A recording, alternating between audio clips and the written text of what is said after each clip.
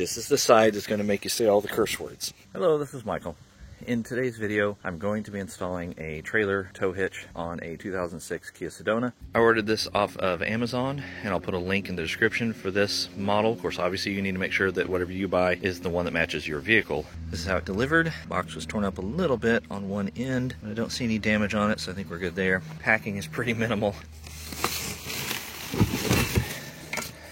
And this is a pretty solid steel pipe here. This isn't light, it's not unbearable. So I can lift it with one hand.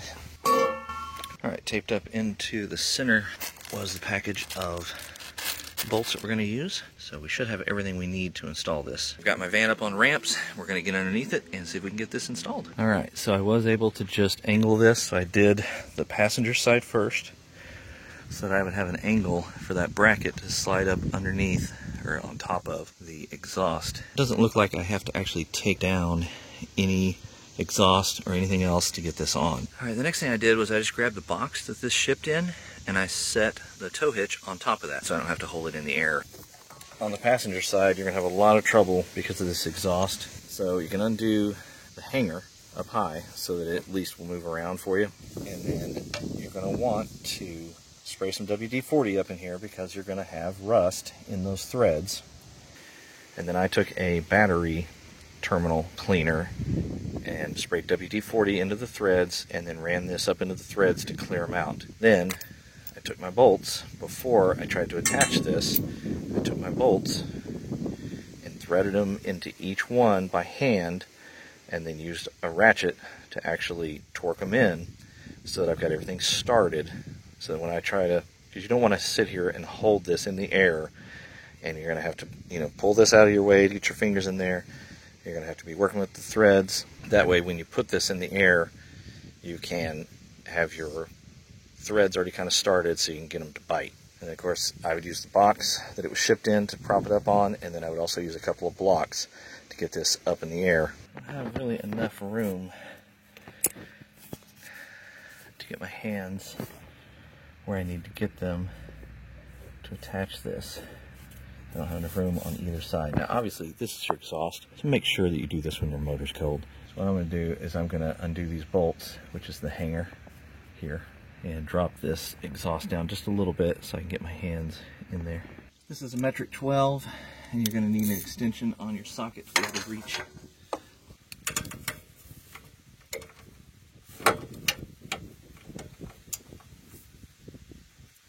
Now this does move a little bit, so I can pull the exhaust enough to hopefully get a good bite on this bolt.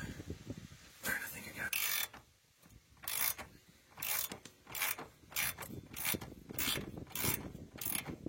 it. Alright, so now I've got the exhaust loose a little bit so I can move it around.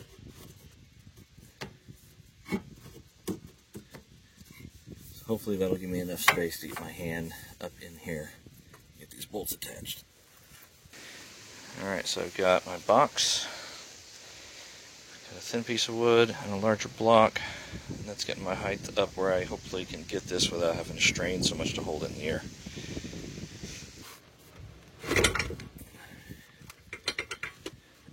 And after you've done your threading, your pre-threading, and your WD-40 and your battery terminal cleaners, you'll be able to get your bolts started so you can do it by finger and then tighten them up with a wrench.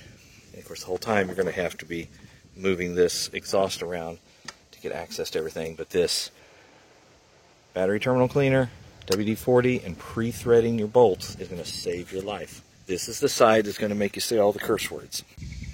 Now to get the two hanger bolts in that are holding the exhaust in, those are bears.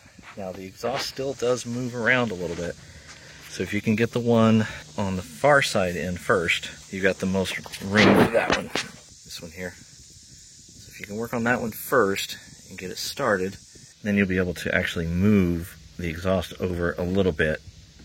You can see the movement there to be able to get that in. This wrench will make your life a little bit easier if you've got something that's got a little bit of a pivoting head. I was able to get in there with that, and then when I got them at least pretty deeply done with this, I didn't have enough torque to really tighten them, so I was able to move the exhaust. Once I got them pretty tight, I could still shift the exhaust a little bit. And so then I was able to use my long extension to finish it off and really finish the tight. So we got 3 holes on the bracket, and we got 3 holes on the undercarriage.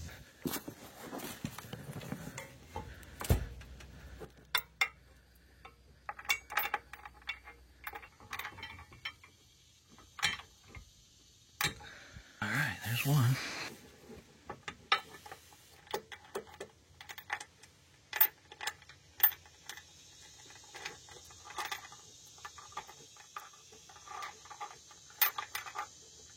Socket size on this is a 19 metric.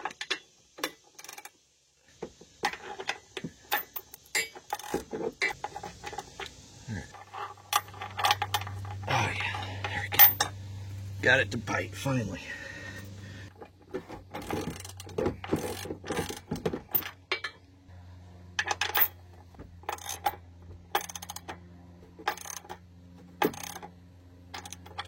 There she is, boys and girls, all mounted and ready to take the cardboard off. That's going to finish up the cargo hitch mounting. It is the hardest easy job you will ever do. So hopefully some of the tips I gave you will make it easier for you. If you got value out of this video, please like it and subscribe to the channel. I'd appreciate it.